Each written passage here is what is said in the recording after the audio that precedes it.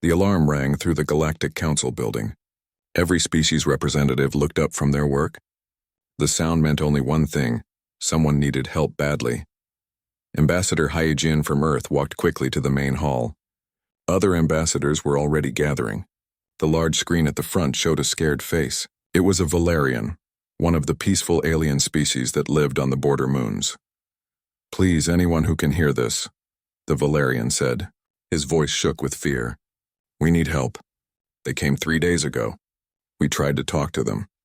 We tried everything, but they just keep attacking. They have taken our families. They have weapons we cannot fight against. Please send help." The screen went dark. The council chamber fell silent. Council leader Mora stood up. She was tall and had blue skin that glowed softly. "This is serious. The Valerians are peaceful people. They have no weapons, no army. If someone is attacking them, we must help." "But who can we send?" asked another ambassador. "Our peacekeepers are trained for diplomacy, not war. They carry no weapons." "My people can help," said Ambassador Krell. His species was known for their strength. "But we are traders, not soldiers. We do not know how to fight." More ambassadors spoke up. Each one had the same problem. Their species were peaceful. They had been peaceful for thousands of years.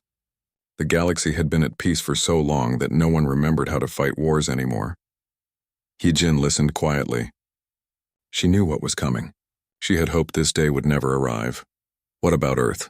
Council leader Mora looked at Hyejin. "Your species still has military forces. Can humans help?"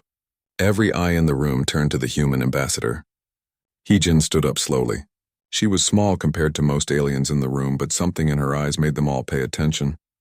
"Yes," Hyejin said. "Earth can send help.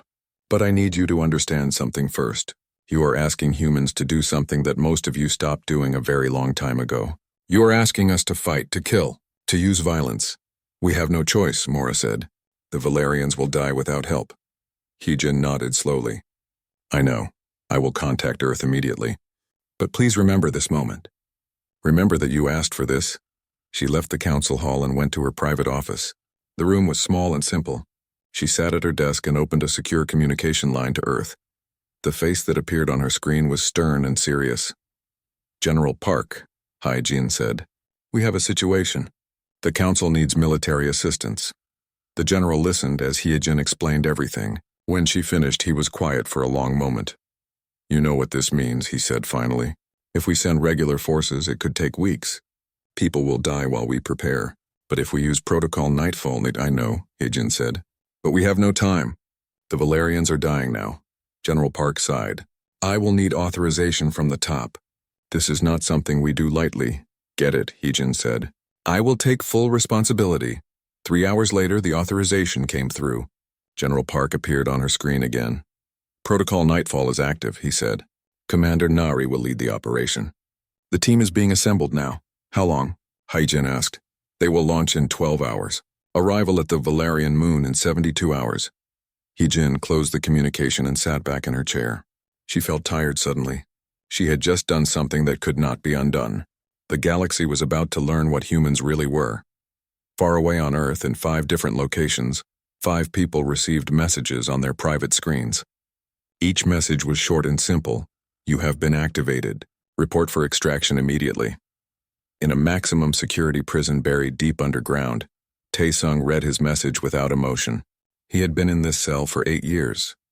The walls were thick. The guards were armed and careful. They treated him like a dangerous animal. They were right to do so. He stood up and walked to his cell door. It opened automatically. 2 guards were waiting, their weapons ready but not aimed at him. They knew better than to show fear.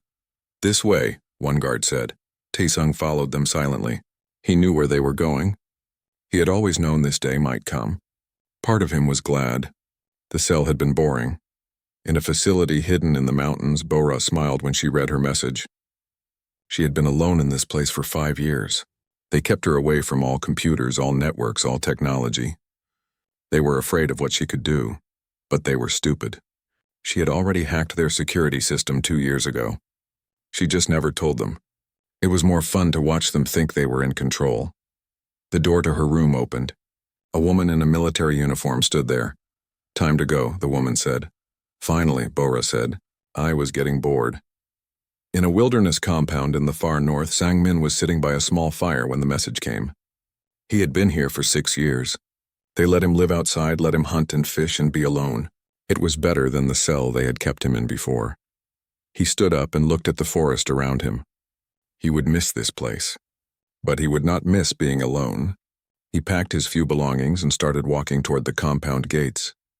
In a research facility under heavy guard, Gi-won was working in his laboratory when his message arrived. He looked at it and laughed quietly. He had been hoping for this. Being locked away was boring. His mind needed problems to solve. Real problems. Not the simple puzzles they gave him to keep him busy. He carefully put away his equipment and waited by the door. When it opened, he smiled at the guards. "Where are we going?" he asked cheerfully. "You will find out," the guard said. In an isolated building far from any city, Yuna was reading a book when her message appeared. She closed the book slowly and stood up. She walked to her window and looked out at the empty land around her building. "It has been a long time," she said to herself. Her voice was soft and pleasant. Anyone listening would have found it comforting. That was part of why she was here. Her voice could make people do things they never meant to do. She heard footsteps in the hallway outside her room. The door opened. A military officer stood there. "Are you ready?" the officer asked. "I have been ready for years," Yuna said. "Where are we going?" "To meet your team," the officer said. "And then to save some aliens," Yuna smiled. It was a beautiful smile. It was also terrifying if you knew what it meant. All across Earth, the 5 most dangerous humans alive were being brought together. They had been locked away because they were too dangerous for normal society. Their skills were too extreme. Their minds worked in ways that scared even other humans, but now the galaxy needed help, and Earth was sending the only help it had that could work fast enough. The monsters were being let out of their cages, and soon the enemy would learn why humans kept such monsters locked away. The ship was called Quiet Death. It moved through space without making a sound, invisible to most sensors. Inside, 5 people sat in the main cabin. They did not look at each other. They did not speak. They just waited. Commander Nari stood at the front of the cabin. She was a career military officer, trained in the hardest schools Earth had. She had led many dangerous missions, but nothing had prepared her for this. Managing these 5 people would be the hardest thing she ever did. "Listen up," Nari said. Her voice was strong and clear. "We are 3 days from the target. The Valerian colony on Theta 7 Moon. Hostile forces have taken over the main settlement. They are holding 3,000 civilians hostage. Our job is to get those people out and eliminate the threat." She pressed a button. A hologram appeared in the center of the room. It showed the moon and the settlement. "The enemy is called the Kresh. They are a military species. Everyone thought they were extinct. They are not. They have returned with new weapons and new ships. They are using this moon as a base to plan more attacks." Taesung looked at the hologram without emotion. His eyes were cold and empty. "How many enemy soldiers?" "Around 5,000, Nari said. "That is a lot for 5 people, said Bora. She was playing with a small device in her hands. Her fingers moved incredibly fast. "You 5 are not regular soldiers," Nari said. "You are specialists. Each of you has skills that make you worth 100 normal soldiers." "Flattery," said Gi-won with a smile. "I like it." Sang-min said nothing. He just stared at the hologram, studying the terrain around the settlement. Yuna spoke quietly. "Tell us about the hostages. What species are they?" "Valerians," Nari said. "They are peaceful. They have no weapons. Many of them are children." "Good," Yuna said. "Fear works better on peaceful species. The Kresh will use the hostages as shields." Nari felt a chill run down her back. Yuna's voice was so calm when she talked about fear. "Let me tell you about each of your roles," Nari continued. "Taesung, you will handle direct combat. You will eliminate high-value targets and clear defensive positions." Taesung nodded once. His face showed nothing. "Bora, you will take control of their computer systems. Communications, sensors, weapons, everything. Make them blind and confused." Bora smiled. "Easy. Sang-min, you will work in the wilderness areas. The Kresh have patrols hunting for escaped Valerians. Stop them. Also, you will create supply problems for the enemy." Sang-min grunted. It was the first sound he had made. "Gi-won, you will analyze Kresh biology and create compounds to use against them. Non-lethal if possible. We want prisoners to question." "Non-lethal is boring," Gi-won said, "but I can work with it." "Yuna, you will handle psychological warfare. Get inside their heads. Make them afraid. Make them make mistakes, Yuna nodded slowly. What do we know about Kresh psychology? Not much, Nari admitted. They have been gone for centuries. But we have some old records. That will be enough, Yuna said confidently. Nari took a deep breath. Now I need to tell you the rules. There are not many, but they are important. First, no killing hostages ever. I do not care what the situation is. Understood, said Taesung. Second, you will report to me every 6 hours. I need to know where you are and what you are doing. What if we are busy? Asked Bora. Then report when you can. But I need communication. Third, you work together. I know you all prefer to work alone. Too bad. This mission needs teamwork. We are not good at teamwork, Giwan pointed out cheerfully. Learn, Nari said flatly. Fourth, when the mission is done, you all come back to this ship. No wandering off. No staying behind. You come home. Or what? Bora asked. You will lock us up again? Yes, Nari said simply. That is exactly what will happen. You all know the deal. You help with this mission and you get some freedom. You cause problems and it gets worse for you. The 5 people looked at each other for the first time. Something passed between them. Understanding, maybe, or recognition. They were all the same type of person. Dangerous, controlled, used when needed and locked away when not. Can we see the mission files? Taesung asked. Nari handed out data tablets. Each person took one and started reading. The cabin was quiet except for the soft hum of the ship's engines. After an hour, Bora spoke up. These Kresh are interesting. They have good technology. Not as good as they think, but good. Can you break their systems? Nari asked. I can break anything, Bora said. It was not bragging. It was just fact. Sang-min looked up from his tablet. The moon has forests, mountains, good hunting ground. For you or for them? Nari asked. Sang-min smiled. It was not a nice smile. For me. Giwan was reading about Kresh biology. Oh, this is interesting. They have a very sensitive respiratory system, and their skin is vulnerable to certain chemical compounds. I can work with this. Remember non-lethal. Nari reminded him. Yes, Giwan waved his hand. I heard you, non-lethal, just very, very uncomfortable. Yuna had not looked at her tablet. She was staring at the hologram of the moon. Tell me about the Kresh commander. What kind of leader is he? Nari pulled up a file. His name is Thexval. He is a war prime, which is their highest military rank. He has fought in many battles. He is aggressive and proud. Pride, Yuna said softly. That is useful. Proud people make mistakes when you hurt their pride. The ship flew on through space. The team studied the mission files. They asked questions. They made plans. Slowly, they started to work together. Nari watched them carefully. These 5 people were brilliant at what they did. But they were also dangerous in ways that normal people could not understand. Taesung could kill without hesitation or regret. Bora could destroy entire systems just because she was bored. Sang-min was more comfortable in the wild than in civilization. Giwan thought about death and pain like they were interesting puzzles. And Yuna could break minds with just her voice. Earth had created these people through training, through genetics, through terrible experiences. Then Earth had locked them away because they were too dangerous. But now Earth needed them, and they were being pointed at an enemy. Nari wondered if the Galactic Council understood what they had asked for. She wondered if they knew what humans were really like when they stopped being civilized. On the 2nd day of travel, something happened. The ship's alarm rang. Nari ran to the bridge. A Kresh patrol ship had detected them. How? Nari demanded. This ship is supposed to be invisible. Their sensors are better than we thought, the pilot said. They are turning toward us. Bora was suddenly standing beside Nari. Let me see. How did you get past the security doors? Nari asked. Your security is like a toy, Bora said. She was already working on the ship's computer. I can hide us again. Give me 30 seconds. Her fingers flew over the controls. Nari watched in amazement. Bora was not just using the ship's systems. She was rewriting them on the fly, making them better. Done, Bora said. They lost us. Also, I upgraded your stealth system. You are welcome. The Kresh ship passed by without seeing them. Nari let out a breath she did not know she was holding. Thank you, she said to Bora. You are lucky to have me, Bora said with a grin. Then she walked back to the cabin like nothing had happened. On the 3rd day, they reached Theta 7 moon. The team gathered one last time before deployment. This is it, Nari said. Once we land, there is no backup. No support, just us. Any questions? Yes, said Giwan. When we finish, can I keep some Kresh samples? For research? No, Nari said firmly. Worth asking, Giwan said with a shrug. Remember the mission, Nari said. Save the hostages. Eliminate the threat. Everyone comes home. Now gear up.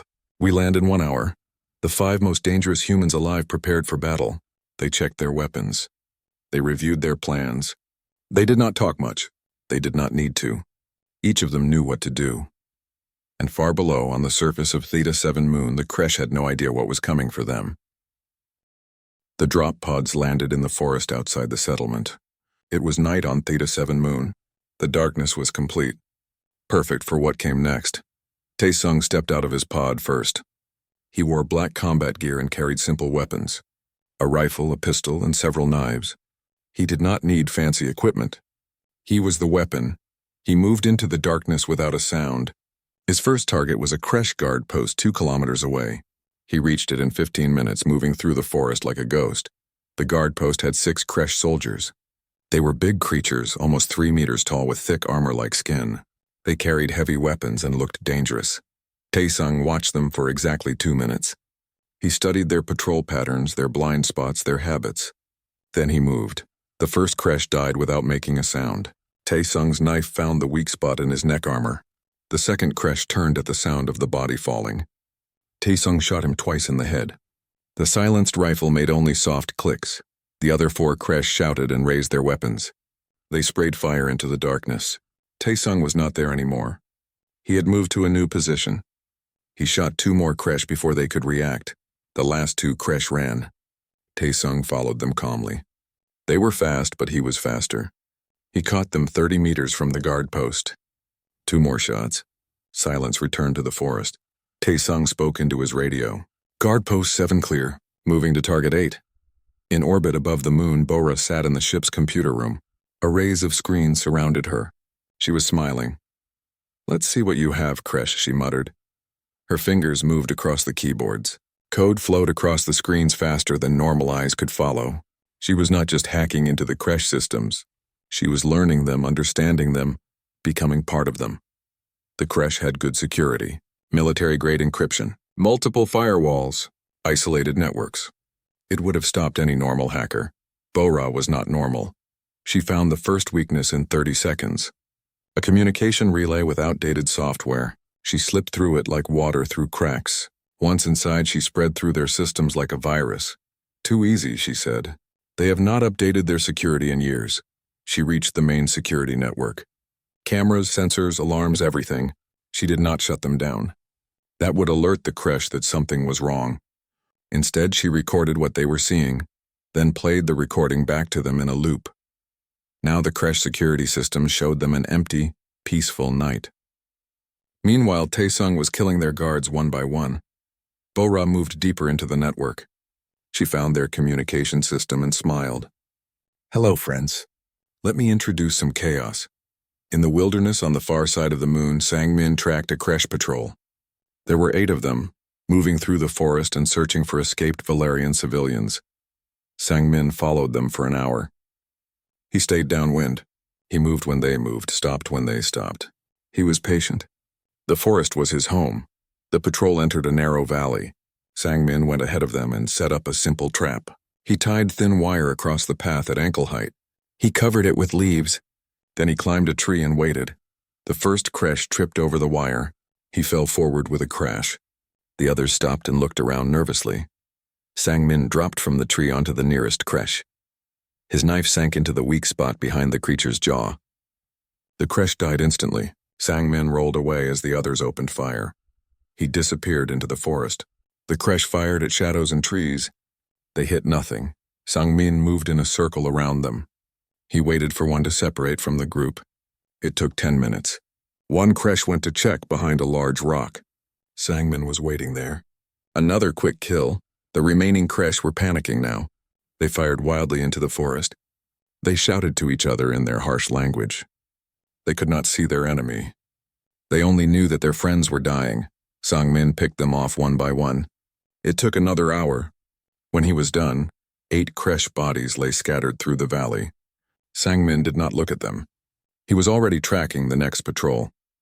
In a hidden cave near the settlement, Giwan set up his portable laboratory. He had collected samples from the dead Kresh that Tae-sung had killed. Blood, skin tissue, and chemical analysis of their equipment. Fascinating, Giwan said to himself. He was always happiest when working. Their biology is similar to Earth reptiles, but with some interesting differences. He ran tests on the samples. He mixed chemicals and watched reactions. His mind worked quickly, seeing patterns that others would miss. After 2 hours, he had what he needed. He created a compound that would affect Kresh respiratory systems. It would not kill them, but it would make them very sick. They would cough, their eyes would water, they would feel weak. Perfect, Giwan said. He loaded the compound into aerosol dispensers. Then he called Nari. I have the compound ready. It will work through their air circulation system. How should I deliver it? Wait, Nari said. We are not ready for that phase yet. Waiting is boring, Giwan complained. But he put the dispensers aside and went back to analyzing more samples. On the other side of the moon, Yuna sat in a quiet room inside the crashed Valerian shuttle. She had set up a broadcasting station. In front of her was a microphone and a computer showing Kresh military frequencies. She had been studying the Kresh language for the past 6 hours. She had recordings of their communications. She had old historical files about their culture. Her mind absorbed it all like a sponge. Now she was ready. Yuna pressed the broadcast button. Her voice went out on all Kresh military channels. She spoke in their language, her pronunciation perfect. Hello, warriors of the Kresh, she said. Her voice was calm and pleasant. My name is not important. What is important is that you understand your situation. In the Kresh command center, soldiers looked up in confusion. Who was this speaking on their secure channels? You came to this moon 3 days ago, Yuna continued. You thought it would be an easy conquest. The Valerians are weak. They have no weapons. You expected no resistance. The Kresh commander, War Prime Thexval, shouted orders. Find where that transmission is coming from. Cut it off. But Bora had locked the communication system. The Kresh could not shut off the broadcast. But the Valerians called for help, Yuna said, and help has arrived. Not the Galactic Council with their peace talks and negotiations. Something else. Something you have never encountered before. She paused. The silence was heavy. Humans have come to Theta 7 Moon. In the command center, the Kresh looked at each other. Humans, they had heard of this species. New members of the Galactic Council. Supposedly dangerous, but the council was full of weak species. You do not know what humans are, Yuna said. Let me teach you. 3 hours ago, you had 47 guard posts around the settlement. Now you have 39. 8 posts have stopped reporting. You thought it was communication problems. Thexval felt a chill. She was right. Posts had gone silent. He had assumed it was just technical issues. You sent 3 patrols into the wilderness tonight, Yuna continued. They are all dead. 24 of your soldiers, killed by 1 human. Thexval immediately checked his patrol tracking system. 3 patrols were showing as missing. How did she know that? Right now a human is inside your computer network, Yuna said. She is watching everything you do. She is listening to everything you say, and you cannot stop her. The Kresh technicians worked frantically on their computers. They could not find any intrusion. But they could feel it. Their systems were not responding correctly. Small glitches, tiny delays. Something was wrong. Your security cameras are showing you a recording, Yuna said. The real view is very different. Would you like to see? Suddenly, all the screens in the command center changed. They showed real-time footage. And in that footage, dead Kresh guards were visible at multiple posts, bodies lying in the darkness. The command center erupted in panic. Thexval roared for silence. You see? Yuna said. We are already inside. We are all around you. And you never saw us coming. Who are you? Thexval shouted into the microphone, even though he knew she could not hear him. But Yuna continued as if she had heard him. We are the humans that our own species keeps locked away. We are the ones who are too dangerous for peaceful society. We are the monsters that Earth sends when talking is over. She paused again. Then her voice became even softer, more intimate. Your War Prime Thexval is brave, I am sure. He has won many battles, but he has never fought humans before. He does not know what we are capable of. Would you like to know? She began telling them stories. Stories about human history. Wars that lasted years. Weapons that destroyed entire cities in seconds. Soldiers who fought in conditions that would kill any other species. Tactics that were considered cruel and brutal by every other civilization. She spoke for hours. She told them about human endurance, about human creativity and violence, about how humans never gave up, never surrendered, never stopped until their enemy was destroyed and the creche listened. They could not help it. Her voice was hypnotic. It wormed into their minds by dawn. The creche and the command center were afraid. They looked at the darkness outside and wondered what was out there. They jumped at every sound. They questioned every shadow. Thexval tried to rally his troops. She is just trying to scare us. They are only 5 humans. By the second day, the creche were falling apart. War Prime Thexval stood in his command center and tried to understand what was happening. In 36 hours, he had lost over 800 soldiers. Not to a large army, not to superior weapons, to 5 humans. His guard posts kept going silent. His patrols disappeared. His communication system was unreliable. And that voice, that terrible soft voice, kept broadcasting on every channel. He could not stop it. His technicians had tried everything. Shut down the entire communication network. Thexval ordered. "Sir, if we do that, we cannot coordinate our forces," his second-in-command said. "I do not care." "Shut it down!" They shut it down. The voice stopped. For exactly 5 minutes. Then it came back. This time it came through the settlement's announcement speakers, the ones the Valerians used for public messages. "Did you think that would work?" Yuna asked. Her voice echoed through every street and building. "I told you. We are already inside." Thexval smashed his fist into a console. The metal bent under his strength. "Sir, we have another problem," a soldier reported. "The troops are getting sick." "What do you mean, sick?" "They are coughing. Their eyes hurt. Many cannot breathe properly.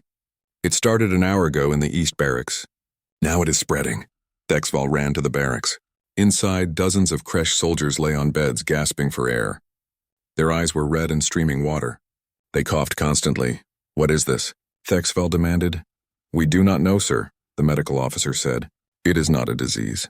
It happened too fast. I think it is something in the air." In his cave laboratory, Giwan listened to the creche communications.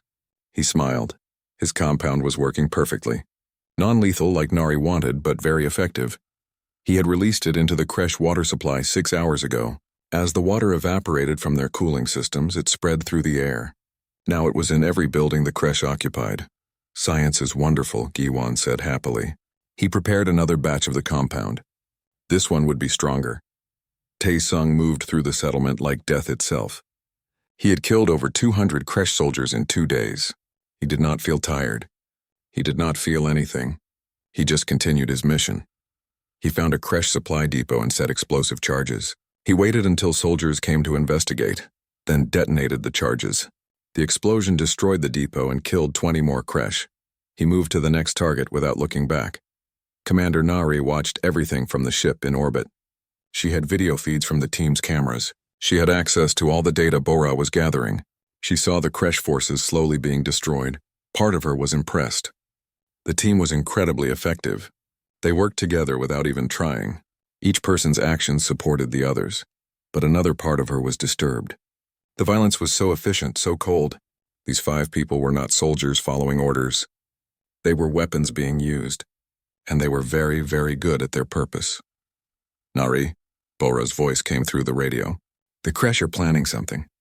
I am reading their secure files. Thexval is going to use the hostages." "What do you mean?" Nari asked. "He is moving all the Valerians to the main command building. He is going to threaten to kill them unless we stop." Nari felt cold fear. This was what she had been worried about. "Can you stop him?" "Not without alerting him that I am in his systems," Bora said. "He is being very careful with this order. He is using hand-delivered messages to trusted officers only. Then we need to move faster," Nari said. She contacted the whole team. "Change of plans. The creche are consolidating the hostages. We need to hit the command building within 24 hours. "That is not enough time," Tae-sung said. His voice was calm despite the situation. "There are too many guards around that building." "Then we make them weaker first," Nari said. "Giwan, release your compound at full strength." Bora, start causing chaos in their systems. Yuna, increase the psychological pressure. Sangmin, hit their supply lines hard. We need them confused and scared before we go in. Understood, they all replied. The next 18 hours were hell for the creche. Giwan's compound spread through every building. Now it was not just uncomfortable. Creche soldiers collapsed, unable to breathe. They were not dying, but they could not fight either. Half the creche forces were out of action. Bora launched her final attacks on the creche computer systems. She made their automated defenses turn on each other. She locked soldiers out of their own barracks. She made every door in the settlement open and close randomly. She created reports of attacks that were not happening, sending soldiers running to defend positions that were not under threat. Yuna broadcast continuously. She told the creche soldiers about their friends who had died. She described exactly how each one had been killed. She made them understand that they were next. She spoke about human determination, human patience, human willingness to do whatever was necessary to win. And she told them about their commander. War Prime Thexval is afraid, she said. That is why he is hiding behind hostages.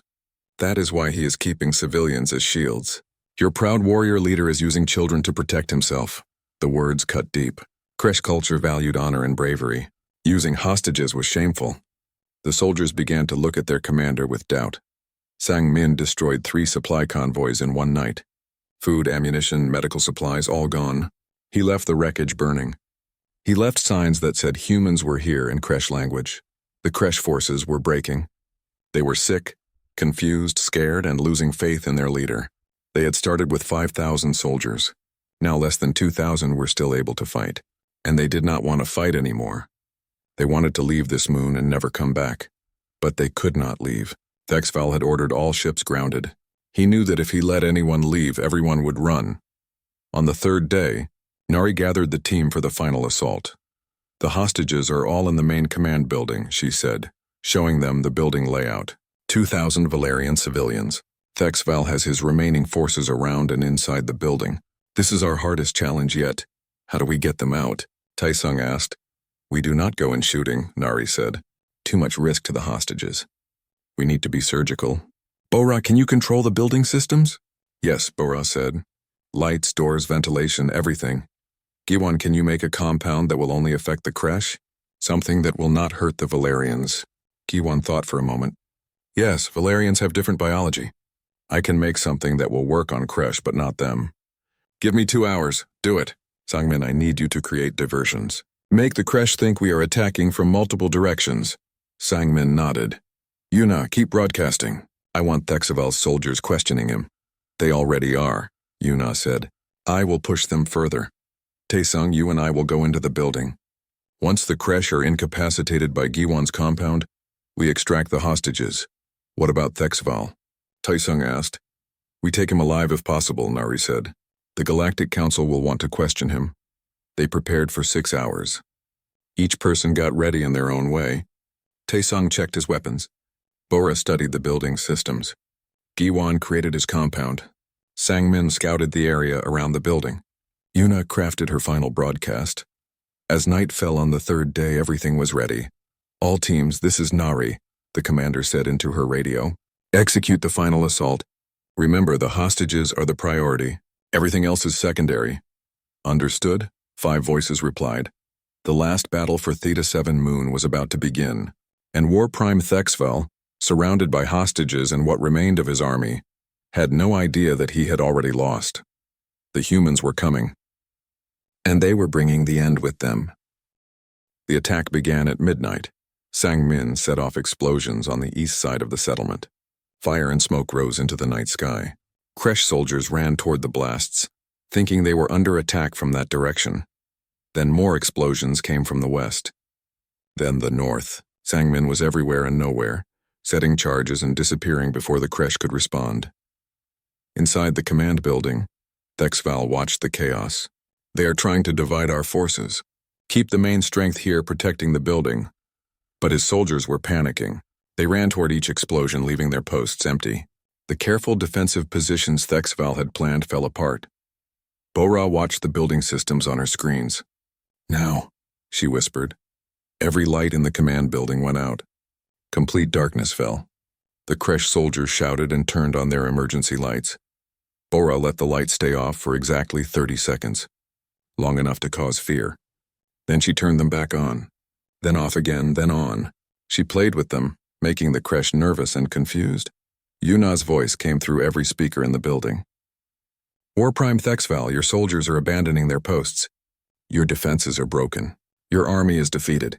Release the hostages and you may live. Never, Thexval roared. He grabbed a small Valerian child and held her in front of him. The child cried in fear. I will kill the hostages if you attack. One by one, starting now. He raised his weapon toward the child. Taesung's bullet hit Thexval's hand. The weapon flew away. The War Prime roared in pain and rage. He looked around wildly. Where had the shot come from? Taesung was already inside the building. He had entered through a side door that Bo-Ra had unlocked. He moved through the corridors silently, his rifle ready. Hostages are on the 3rd floor. Bo-Ra's voice said in his ear. 40 guards with them. Thexval is in the main room. Taesung climbed the stairs. He moved fast but carefully. 2 creche guards stood at the stairway entrance. Taesung shot them both before they could react. He continued upward. On the ground floor, Nari entered through the main entrance. She was not trying to hide. She walked straight in, her weapon holstered. Creche soldiers surrounded her immediately. Do not move, human. I am here to offer terms, Nari said calmly. Take me to your commander. They took her to Thexval. The War Prime was holding his wounded hand and glaring at her with pure hatred. You, he growled. You did this. 5 humans destroyed my army. Yes, Nari said simply. And now it ends. Release the hostages. Surrender your forces. You will be treated according to galactic law. Why should I surrender? Thexval demanded. I still have the hostages. I still have soldiers. I can still fight. No, you cannot, Nari said. She spoke in a conversational tone like she was discussing the weather. Your soldiers are sick. Your systems are compromised. Your supplies are gone. And you are completely surrounded. By 5 humans, Thexval said mockingly. 5 against 2,000. Those are still good odds, are they? Nari asked. She pressed a button on her radio. Giwan now. High above, Giwan released his compound into the building's air system. It spread quickly through the ventilation. Within seconds, every creche soldier in the building began to feel its effects. They coughed. They gasped. Their legs went weak. One by one, they collapsed to the floor. They were not dying, but they could not move. They could barely breathe. The Valerian hostages were not affected. They looked around in confusion as their captors fell. Thexval felt the compound too. His vision blurred. He tried to raise his weapon, but his arms would not obey. He fell to his knees. What? What have you done? He gasped. I told you, Nari said. It is over. Taesung appeared on the 3rd floor where the hostages were kept. The creche guards were all on the ground, incapacitated. The Valerians cowered in fear when they saw him.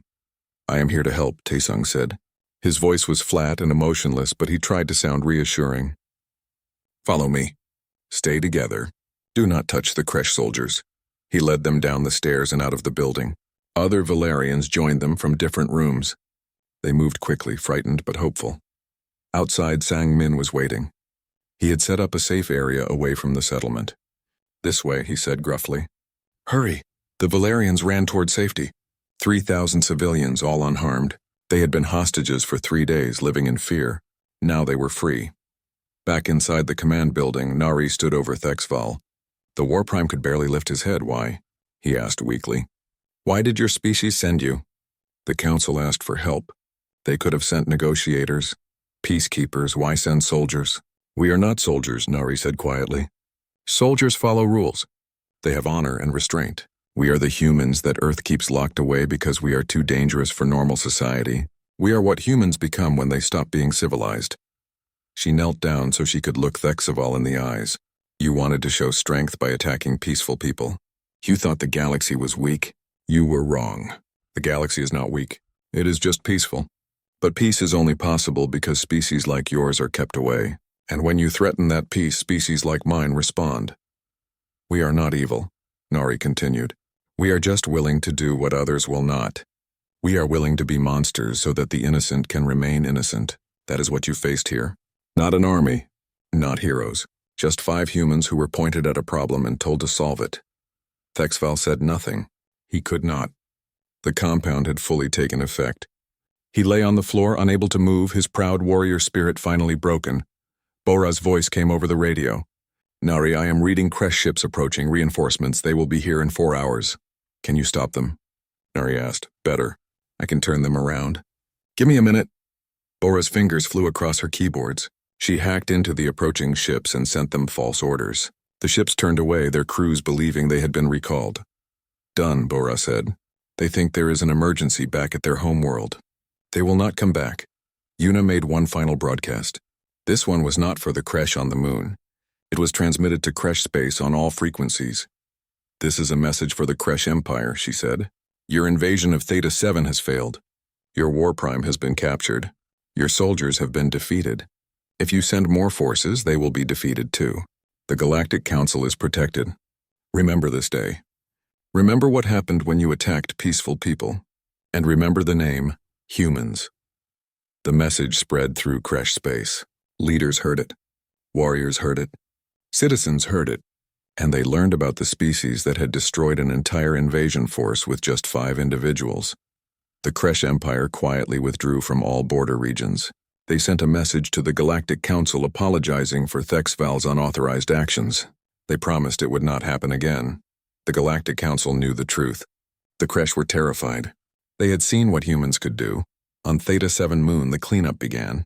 Galactic peacekeepers arrived to take custody of the surviving Kresh soldiers. Medical teams treated the wounded. The Valerians were reunited with their families and began to rebuild. The 5 humans prepared to leave.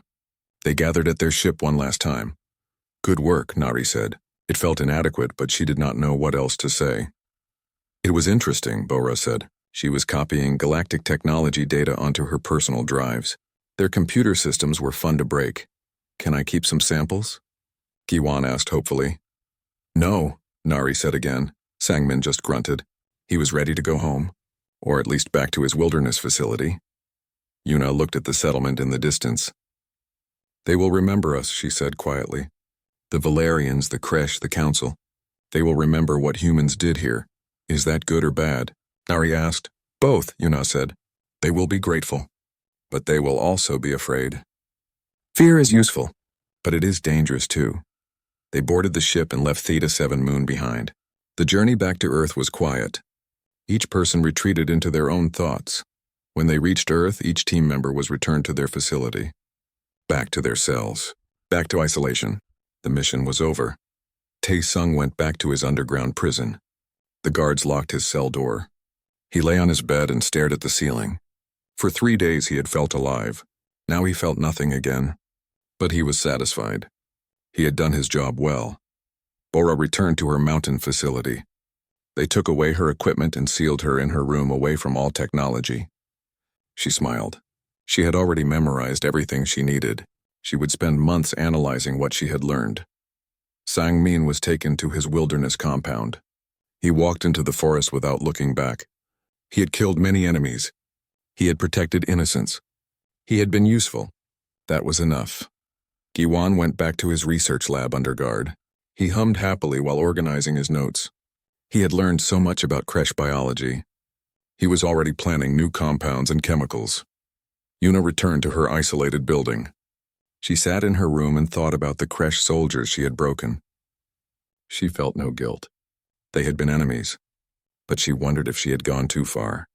Then she decided it did not matter. The mission was complete. Commander Nari filed her report with Earth's military command.